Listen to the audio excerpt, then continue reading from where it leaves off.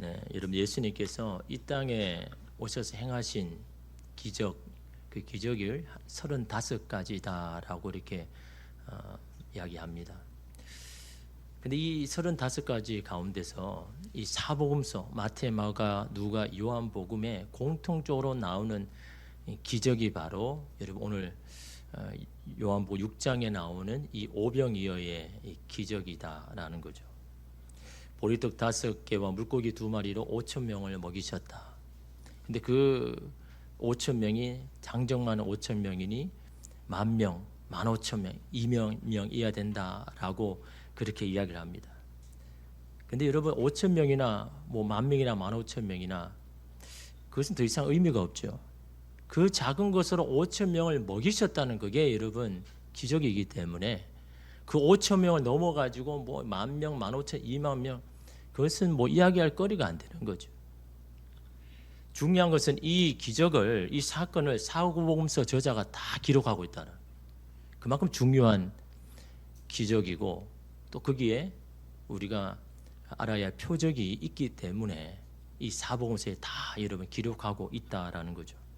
이 오병이어의 기적에 대해서 이 유명한 이 신학자인 윌리엄 바클레이는요 3가지로 우리가 이해할 수 있다라고 그렇게 이야기합니다. 너무도 친절하게.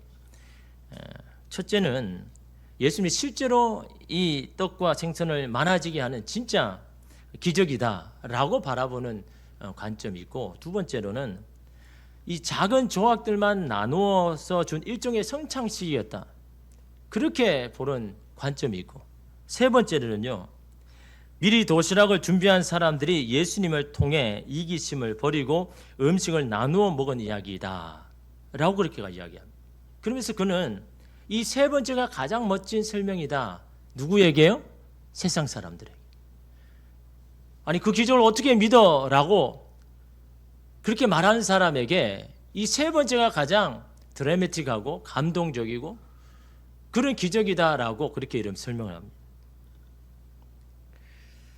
그러면서 여러분 그는 이렇게 말합니다. 이것은 예수님이 이기적인 군중을 서로 나눌 줄 아는 친구로 변화시킨 기적이다. 자기만 아는 사람들을 그 이기심을 내려놓고 그걸 나누는 그런 놀라운 그런 변화의 기적이다라고 그렇게까지 이야기합니다.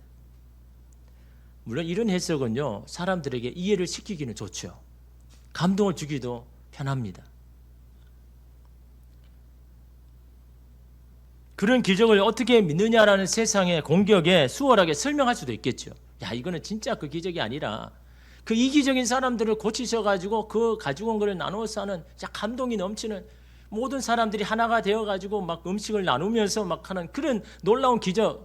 그러면 여러분 세상 사람들이 보기에 그래 그거는 뭐 이해가 되겠네. 그거는 뭐 우리가 감동을 받을 수 있지. 사람을 마음을 고쳐서 그렇게 하는 게 쉬운 일이 아니야. 라고 이러면 그렇게 할 수 있지만요.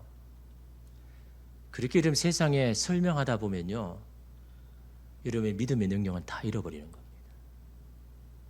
여러분 하나님의 이 기적은요. 타협할 수가 없는 거죠.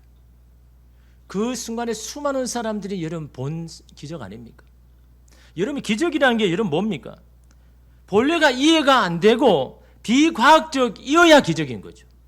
그렇지 않습니까 여러분? 그 원리와 과정이 설명되면 그건 자연현상이죠. 기적이 아니죠. 사람들의 두뇌로 이해로 그게 과정이나 그 설명이 이해가 된다면 그건 자연현상인 거죠. 기적이 아닌 겁니다. 기적은 여러분 애당초에 안 일어날 일이 일어난 거죠. 일어날 수 없는 일이 일어나는 거예요. 그게 이런 기적 아닙니까? 성경에서 나오는 기적이 맞느냐 틀리느냐 이런 그게 중요한 게 아니죠. 분명히 수많은 증인들이 있고 실제로 그렇게 그걸 경험한 사람이 분명히 있기 때문에 그것을 미화해서 그것을 설명하기 편하게 사람들에게 뭐 소통하려고 그렇게 이야기할 필요가 없는 겁니다. 기적은 기적으로서의 여러분 메시지가 있고 의미가 있고 뜻이 있기 때문인 거예요. 그 놀라운 그 기적을 여러분 이 믿음이라는 게 뭐 사람을 이해시켜서 믿음을 갖게 됩니까? 믿음이라는 건 여러분 이해시켜서 여러분 가질 수 있는 믿음이 아닌 겁니다. 믿음은 주님이 주셔야 되는 거죠. 깨달아져야 되는 게 그게 이런 믿음이지. 믿지 않는 믿음이 없는 사람에게 뭐 인간적인 지혜로 설명해가지고 이해를 해서 그런 거여서 라고 한다고 믿음이 생깁니까? 그건 여러분 하나님 주시는 믿음이 아니죠. 믿음이 기적이 전하는 뜻을 하는 것이 중요하죠. 예수님이 기적을 베푸실 때는 이유와 목적이 다 있기 때문입니다. 특히 여러분 이 오병의 기적을 여러분 직접 눈으로 본 사람들의 반응이 뭡니까? 여러분 14절 15절 보니까 그 사람들이 예수께서 행하신 이 표적을 보고 말하되 이는 참으로 세상에 오실 그 선지자라 하더라. 그러므로 예수께서 그들이 와서 자기를 억지로 붙들어 믿음으로 임금으로 삼으려는 줄 아시고 다시 혼자 산으로 떠나가시니라. 세상에 오실 그 선지자, 즉 메시아를 말하죠. 그런 예수님 군중들이 어떻게 합니까?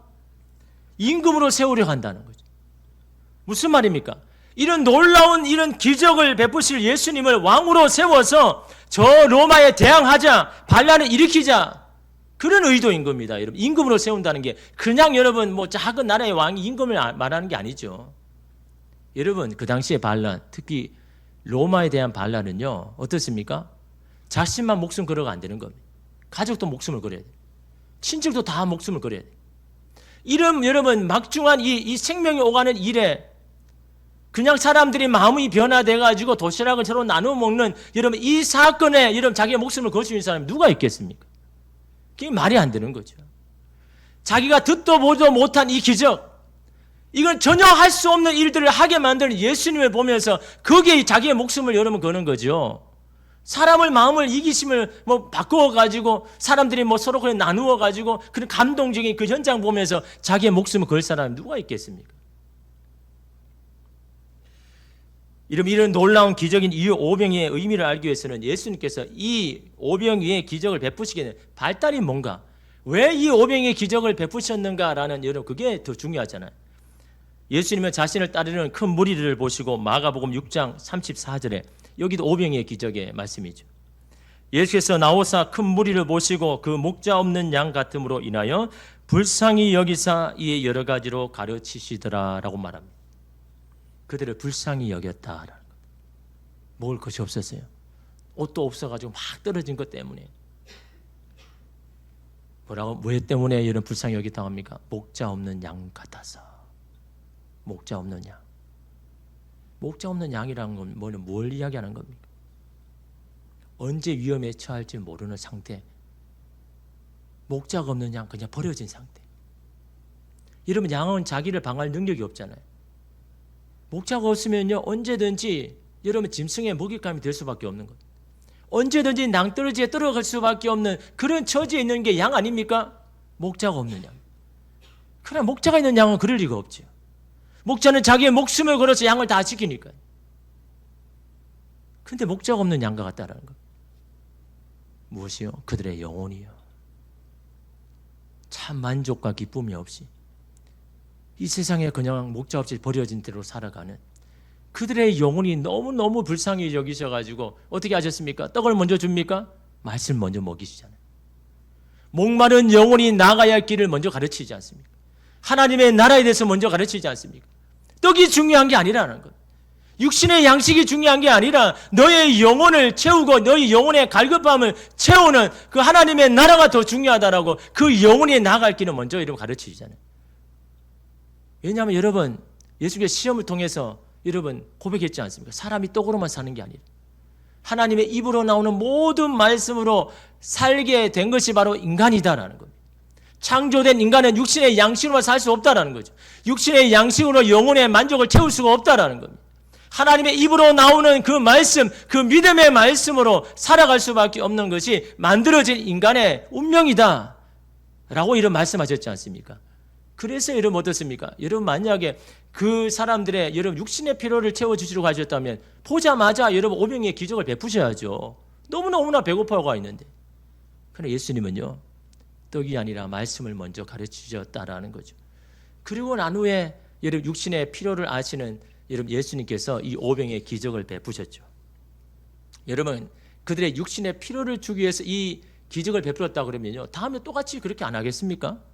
그렇잖아요. 도시락을 안 가져온 사람들에게, 매번 안 가져온 사람에게 그들의 수고를 들어줄 수 있도록 또 이런 그 기적 베푸면 되잖아요. 제자들도 여러분 그 기적을 통해서 이제는 뭘 걱정 안 해도 되지 않습니까? 그럼 매번 만날 때마다 오병이의 기적을 베푸시면 되는데 그러나 이런 그렇게 하지 않으셨다라는 거예요. 육신의 필요를 채운 것만은 오병의 기적이 있지 않다라는 겁니다. 영혼의 만족을 주기 위한, 예수 자신을 주기 위한 여러분 이 의미가 이 오병의 기적 가운데 여러분 있더라는 겁니다. 그럼에도 불구하고 사람들은요, 육신의 필요를 찾아서 하나님을 찾더라라는 거죠. 여러분, 예수께서 병자를 고치는 것도 마찬가지죠. 병자를 고치실 때 뭐라고 합니까? 네 믿음이 너를 구원하였다고 이야기하죠. 네 믿음이 너의 병을 치료하였다라고 말하지 않습니다. 왜냐, 예수님의 이런 관심은 병이 낫는 것만에 있지 않기 때문에 그 영혼이 먼저 치유함을 받고 그 영혼이 먼저 구원을 받는 게 예수님의 관심이니까요. 네가 나를 믿는 그 믿음 때문에 너는 구원을 받았다. 그 구원이 더 중요하다는 거예요. 구원 없이 병을 드는 것, 건강한 것보다 구원을 받아서 여러분 건강하지 않는 게 더 낫다라고 하시는 여러분 그 말씀 아닙니까? 구원을 잃어버리고 아무 것을 많이 가진들 그게 무슨 소용이 있느냐라는 말씀 아닙니까? 그래서 여러분 네 믿음이 너를 구원하였다. 네에게는 구원이 더 중요하다라고 이런 말씀하고 있지 않습니까? 여러분, 우리가 환우들을 위해서 기도할 때도 마찬가지죠. 이 병을 낫기만을 위해서 기도해서는 안 되는 겁니다. 이 병을 통해서 그가 하나님을 만날 수 있는 계기가 되게 해달라고 기도해야죠. 그것이 여러분 하나님께서 원하시는 여러분 뜻 아닙니까? 하나님이 이 치유를 통해서 이 사람이 살아계신 하나님을 경험하고 그 하나님 앞에만 영광 돌리고 그 하나님만을 위해서 살아갈 수 있는 인생의 후반전이 되게 해달라고 그렇게 기도해야죠. 여러분, 그것이 하나님 앞에 합당한 여러분 기도 아닙니까? 그냥 이 사람이 불쌍하니까 이 병만 고쳐달라고 여러분 기도하여서는요, 하나님이 원하시는 뜻이 아닌 겁니다. 그 영혼이 먼저 여러분 치료받고 영혼이 구원받고 영혼이 다시 힘을 얻는 것, 이게 여러분 예수님이 중요한 거죠. 물론 여러분 우리가 보이는 현실에 필요도 있어야죠. 문제도 해결돼야죠. 그러나 여러분 그 문제가 해결된다고 여러분의 영혼의 여러분 필요가 채워질까요? 그럴 수가 없는 거죠. 오늘 말씀에 오병의 기적을 자신의 눈으로 직접 경험한 이들이 다시 예수님을 찾아왔습니다. 그들을 향하여 오늘 읽은 말씀을 하시는 겁니다. 26절을 보니까 예수께서 대답하여 이르시되 내가 진실로 진실로 너희에게 이르노니 너희가 나를 찾는 것은 표적을 본 까닭이 아니요 떡을 먹고 배부른 까닭이로다. 왜 찾아왔는지 저들의 의도를 이야기해 주고 있는 거죠. 표적이란 헬라어 이 세메이오는요, 신만이 할 수 있는 일, 신적인 능력이 있음을 보여주기 위해서 행하는 기적, 이걸 표적이라고 합니다. 그래서 여러분 현대인 성경으로 보면요, 내가 너희에게 분명히 말하지만 너희가 나를 찾아온 것은 기적을 보았기 때문이 아니라 빵을 실컷 먹었기 때문이다. 육신의 필요를 체험을 받았기 때문에 다시 찾아왔다는 거예요. 그들이 예수님을 찾아온 것은 기적의 의미를 깨닫고 예수님만이 나의 영혼의 내 인생의 주인이십니다라고 그걸 깨달아서 온 게 아니라 기적으로 인한 결과물을 다시 얻기 위해서 네가 오는 거다. 그 기적이 무슨 의미인지는 모르겠고 우리의 필요만 채워진다면 그 어떤 것이든 괜찮습니다라는 그런 마음으로 네가 찾아온 거 아니냐라고 그 말씀을 하시죠. 그런 그들에게 예수님의 권면의 말씀을 합니다. 27절 말씀 우리 함께 읽겠습니다. 썩을 양식을 위하여 일하지 말고 영생하도록 있는 양식을 위하여 하라. 이 양식은 인자가 너희에게 주리니 인자는 아버지 하나님께서 인치신 잔이라. 인자는 예수님을 말씀하잖아요. 예수님이 너희에게 내가 너희에게 줄 거다. 근데 나는 하나님께서 인치셨다는 건 증인으로 해준다라는 거. 하나님께서 인정하여 주셨고 하나님께서 보증자다라는 그런 의미인 거예요. 근데 여기서 썩을이라는 여러분 이 헬라의 원어의 의미는요, 멸망시키다라는 겁니다. 그래서 여러분 요한복음 3장 16절에 보면요, 이는 그를 믿는 자마다 멸망하지 않고 영생을 얻게 하려 함이다라고 할 때 이 멸망하지라는 이 단어가 이 썩을이라는 거 똑같은 단어입니다. 그러니까 썩을 양식이 뭡니까? 멸망시키는 양식. 우리를 멸망시키는 양식. 일을 하다라는 것은 무슨 말입니까? 탐닉하다, 몰두하다, 온 힘을 다하다. 망하게 하는 육신의 떡에만 관심 갖지 말고 영원한 생명을 주는 일에 힘을 써라라고 이런 예수님 말씀하고 있습니다. 영원하도록 하는 양식을 직역하면요, 영혼 속에 머무는 양식, 즉 영혼 속에 머물게 하는 것. 육신의 양식은 뭡니까? 육신의 만족에만 머물게 하는 양식. 단지 내 배만 부르고 내 육신에만 만족을 주는, 거기에만 머물게 하는 양식, 거기에 있지 말고 영혼에 머물게 하는 그 양식을 위해서 네가 애를 써라.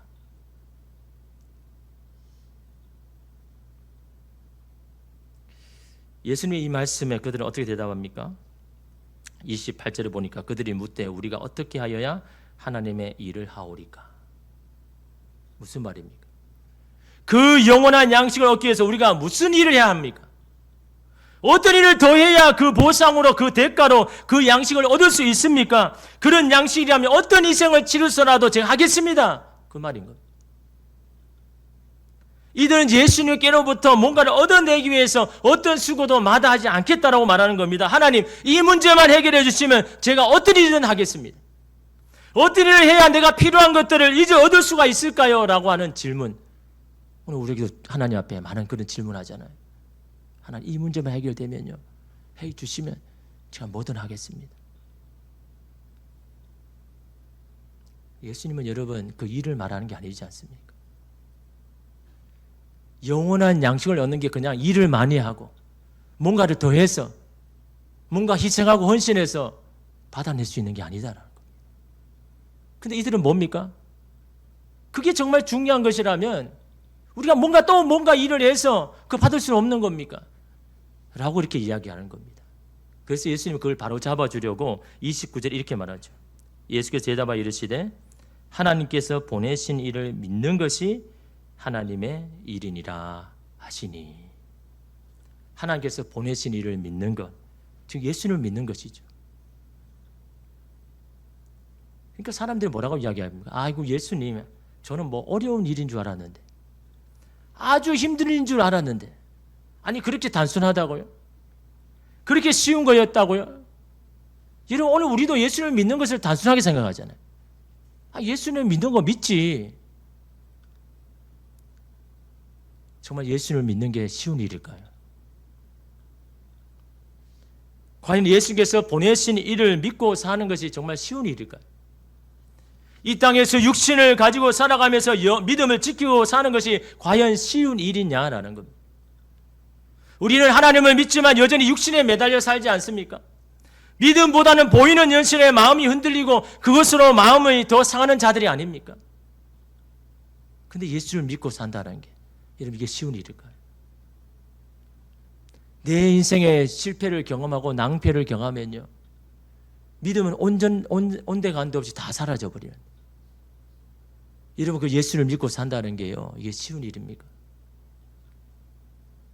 예수를 믿는다는 것은요, 예수 안에 거하는 것, 그분이 주시는 만족과 기쁨으로만 사는 것, 자격 없는 자를 부르셔서 구원해 주신 예수님의 그 크신 사랑과 은혜에 잠겨서 살아가는 것, 어떤 순간에도. 그렇게 믿음을 지키는 중에 오늘 육신의 손해와 고단함이 있죠. 여러 가지 불이익과 어려움이 분명히 찾아옵니다. 그럼에도 불구하고 예수를 붙들고 살 수 있느냐? 여러분, 이게 현실 아닙니까? 이번 주에 시찰에 있는 어느 교회 장례식에 참여를 했습니다. 그 교회 담임 목사님 사모님의 장례식이었습니다. 그 사모님이요, 55세입니다. 55세. 우울증으로 돌아가셨습니다. 무슨 의미인지 여러분 다 아시죠? 아니, 우울증인데 왜 돌아가나? 아직 여러분 55세입니다. 참으로 황망하고 참으로 안타깝고 그런 마음으로 장례식에 참석했습니다. 무슨 말로 이런 위로를 해줄 수 있겠습니까? 여러분, 이럴 때는 같이 옆에 있어주는 것만 해도 힘이 되죠, 사실은. 더구나 이 사모님은요, 목회자입니다. 그러니까 남편도 목사이고 부인도 목회자, 목사 안수를 받았습니다. 아마 신학교에서 만나가지고 그래서 사귀게 되고 또 목사를 안수를 받고 그래서 함께 개척을 했는 거죠. 두 사람이 여러 마음을 모아가지고 여러분 개척할 때 어떤 마음을 했을까요? 하나님 우리가 헌신하고 정말 마음을 다하고 막 이런 희생하면 하나님께서 세워주실 줄 알고 막 그렇게 10년 넘게 15년이 지나도 아직도 자리 못하고 있으니 여러분 그 나날들이 어떤 마음일까요? 막 속이 타들어가는. 저는 그 마음을 좀 하겠더라고요. 그래서 예전에는요 겨울에 눈이 많이 오면요 걱정입니다. 저 눈 때문에 좀 몇 사람이나 오겠나. 연휴가 겹치면요 또 그런 걱정합니다. 이 연휴에 막 여행 가고 놀러 갈 텐데 한 예배 시간에 몇 명이나 올까. 여러분 그게 목회자의 마음하고 그냥 평신도의 마음이 다른 겁니다.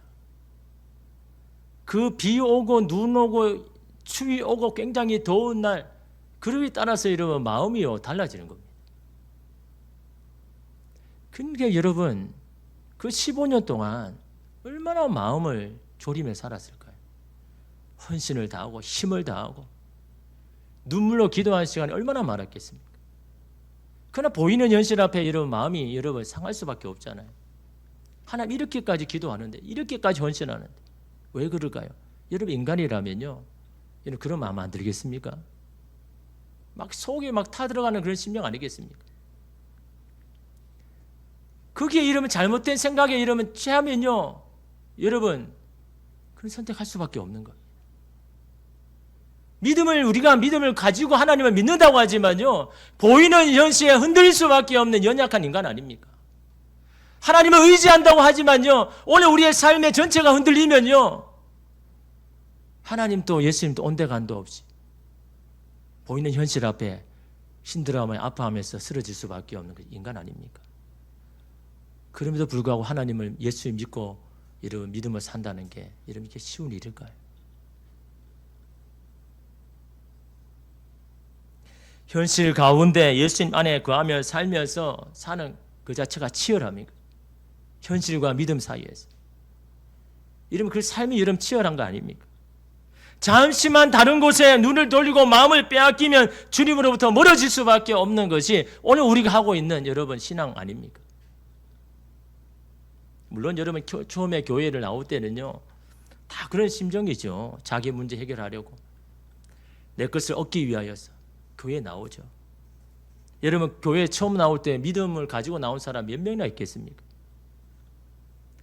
여러 가지 지푸라기도 잡는 심정으로 주님 앞에 나왔지 않겠습니까? 그래서 여러분 하나님도요 우리의 믿음을 다 아는 겁니다. 연약한 믿음을 아니까 그런 사람일수록 응답을 잘해주죠. 바로바로 여러분 응답이 주셔가지고 하나님이 어떤 분인지 알아주죠. 근데 교회에 들어와가지고 신앙을 가지고 예수를 알게 되고 예수님이 우리를 위해서 뭘 했는지 다 알고에도 불구하고 그저 자신의 육신의 만족과 문제를 해결하기 위해서 예수를 하나님을 계속 찾는다면 여러분 그 믿음이 과연 인생의 풍랑 앞에서 그 믿음 지킬 수 있을까요? 자신의 육신의 필요만을 위해서 이미 하나님에 대한 예수님에 대한 사랑도 알고 예수님이 나를 위해서 어떻게 하신지도 다 알고 모든 것을 다 나를 위해서 자격 없는 나를 위해서 쏟아주신지 알면도 불구하고 여전히 나의 필요만을 구하면서 하나님 앞에 나온다면 과연 우리의 인생의 파도에서 살아남을 자가 몇 명이나 있겠습니까?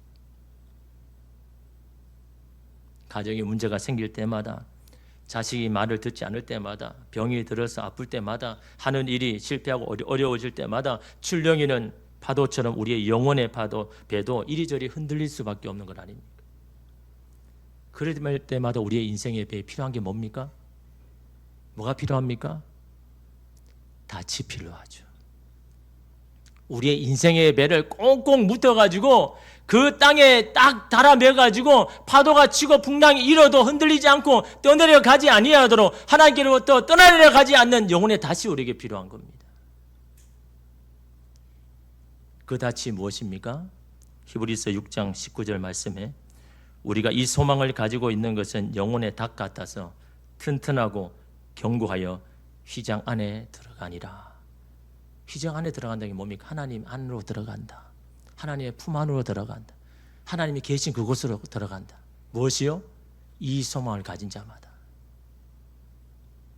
영혼의 닭과 같다. 하나님께 딱 붙어있게 만든다는 거. 그 영혼에 다시 뭐라고 합니까? 히브리서 6장 20절에 그러므로 앞서 가진 예수께서 멜기세덱의 반차를 따라 영원히 대제사장이 되어 우리를 위하여 들어가셨느니라. 우리를 위해 먼저 그 길로 가신 예수님, 그 예수님이 우리 또한 구원하시고 살려주실 것이라는 소망을 가지는 것이 바로 영혼의 닭과 같아서 우리로 하여금 하나님께 꼭 붙들어 있게 만드는 것이다 라고 말씀합니다. 썩을 양식이 아니라요, 육식의 양식이 아니라요, 망하게 하는 양식이 아니라 우리의 영혼을 살리는 양식이 되시는 예수 그분 안에 살지 않으면요, 예수를 붙들고 살지 않으면요, 언제든지 인생의 풍랑에 떠내려갈 수밖에 없는 것이 오늘 우리라는 것을 이런 말씀하고 있지 않습니까? 여러분, 사람은요 스트레스가 많아지고 마음이 허전하면 가짜 배고픔을 느낀다고 합니다. 가짜, 진짜가 아닌데 가짜 배고픔. 그래서 여러분, 스트레스를 받으면 폭식하는 이유가 바로 거기에 있다는 거예요. 자꾸 채우고 싶은 겁니다. 마음이 허전한 건데 배가 허전한 줄 알고 자꾸 그것으로 채웁니다. 채우면 내게 만족이 있을 것 같고, 채우면 나는 괜찮을 것 같다고, 이런 자꾸 잘못된 신호를 자꾸 보내는 겁니다. 영혼이 허전한 건데, 영혼의 만족이 필요한 건데, 주님 앞에서 기도하면서 그걸 채워나가야 되는데 다른 것으로 자꾸 채우려고 하는 게 이런 인간의 본성 아닙니까? 힘들 때마다 뭔가를 붙들려고 싶은 것이 이런 인간 아닙니까? 그렇게 해서라도 불안한 마음을 없애고 허전한 마음을 채우려고 하는 게 이런 인간 아닙니까?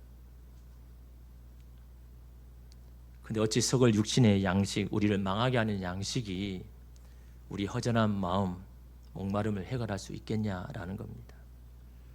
그래서 우리를 붙들어줄 힘이 없다라는 겁니다. 여러분, 사람은요 비빌 언덕이 있을 때 안정감을 느낀다고 합니다. 자녀에게는 부모가 비밀 언덕이죠. 근데 중요한 것은 비밀 언덕은요 항상 그 자리에 있어야 된다는 거죠. 그래야 비밀 언덕인 거예요. 필요할 때마다 없으면 그거 비밀 언덕 아니잖아요. 간절히 뭔가 필요한데 여러분 그때마다 없어요. 그럼 여러분 내가 믿고 의지하는 비밀 언덕 아니지 않습니까? 언제든지 자식이 힘들 때마다 쳐다볼 수 있을 때마다 항상 그 자리에 있을 때, 그때 자녀는요 힘을 얻고 안정감을 느끼죠. 우리가 예수님께, 예수님 제가 이제 이 나쁜 습관에서 완전히 돌아서겠습니다, 앞으로 절대로 그렇게 하지 않겠습니다 하고 말할 때 주님은 다 하시죠. 뭘 하십니까? 그 결단이 오래가지 않는다는 거예요. 그 말한 대로 하지 못할 것을 주님은 다 하시죠. 알면서 믿어줍니다. 또 속을 걸 알지만 또 속아줍니다. 그리고 그 옆에 이런 계십니다. 그러게 주님이 우리의 비밀 언덕이죠. 우리가 힘들 때마다 손을 내밀면 딱 그 자리에 있어 내 마음을 받아주고 내 마음을 위로해주고 내 손을 붙잡아주고, 내가 하나님의 뜻대로 살지 못하고 막 내 마음대로 막 살다가도 내가 너무 힘들어가지고 허덕일 때 하나님 앞에 예수님께 손을 내밀면 그분이 내 시야에, 내 근처에 있을 때, 그 주님이 여러분 우리의 비밀 언덕 아닙니까? 그런 주님이 나와 함께 하고 있음을 발견할 때 풍랑이 이는 여러분 그 배 이 안에서도 안전한 겁니다. 그래서 예수님 뭐라고 합니까?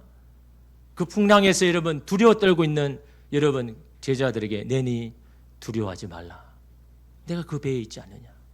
내가 너와 함께 있지 않느냐? 풍랑을 잠잠하게 하는 그 능력에 내가 너와 함께 하지 않느냐? 그러니 뭐가 두렵느냐? 이런 그 말씀을 하시죠. 그들에게 필요한 것은 육신의 양식이 아니라 그들의 영혼을 살리는 생명의 떡, 그들의 영혼을 붙잡아서 예수님께로 딱 붙게 만드는 그 양식을 예수님 주시겠다고 하지 않습니까? 그게 이런 믿음의 능력인 겁니다. 그게 이런 삶의 능력입니다. 예수님 이 말씀에 사람들은 하나 둘씩 예수님 곁을 떠납니다. 자기들은 육적인 양식을 필요로 채우러 왔는데 영혼의 양식을 자꾸 일하게 하니까. 그래서 그들은 하나씩 예수님을 떠나죠. 그때 예수님이 12제자에게 묻습니다. 너희도 가려느냐? 너희도 떠나게? 그 말씀 제자에게 하죠. 이에 베드로가 이런 말을 합니다. 68절에 시몬 베드로가 대답하되 주여 영생의 말씀이 주께 있사오니 우리가 누구에게로 가오리까? 내 영혼을 살리는 영원한 생명이 당신에게 있는데 내가 누구를 또 찾아가겠습니까? 이 영원한 생명이 되시는 여러분 예수님을 소유한 이 베드로는요, 나중에 여러분 성전 미문에 앉은 안지병에게 뭐라고 합니까? 은과 금은 내게 없거니와 내게 있는 이것을 내게 주노니. 자신에게 있는 게 뭡니까? 나의 영혼을 붙들고 있는 예수님. 자기는 그거밖에 없는 겁니다. 은과 금 없어도 된다라는 거예요. 내 안에 역사하시는 예수님, 내 영혼을 붙들고 있는 예수님, 내가 어느 곳에 가든지 나와 함께 하시는 예수님, 어떤 순간에도 나를 붙들고 나를 보호해 주시는 예수님, 그 예수님을 내가 너에게 줄게. 일어나서 걸어라. 여러분 그 이야기를 하지 않습니까? 근데 여러분 이런 예화가 있습니다. 이노센트 2세 교황이요, 엄청난 돈을 세고 있을 때 그 당시 중세 교부 신학자인 토마스 아퀴나스가 방문했습니다. 그제 이 교황은요, 그 토마스를 보고 이렇게 말했습니다. 보시오 토마스, 교회는 더 이상 은과 금은 내게 없으니 라고 말할 필요가 없어졌습니다. 이렇게 우리 교회에도 이렇게 은과 금이 많아졌는데 이제는 베드로가 그런 말 안 해도 됩니다. 그때 이 토마스가 이렇게 말합니다. 옳습니다 교황님, 하지만 교회는 이제 더 이상 일어나 걸으라 라고 말할 수 없습니다. 예수의 능력을 잃어버렸다는 거예요.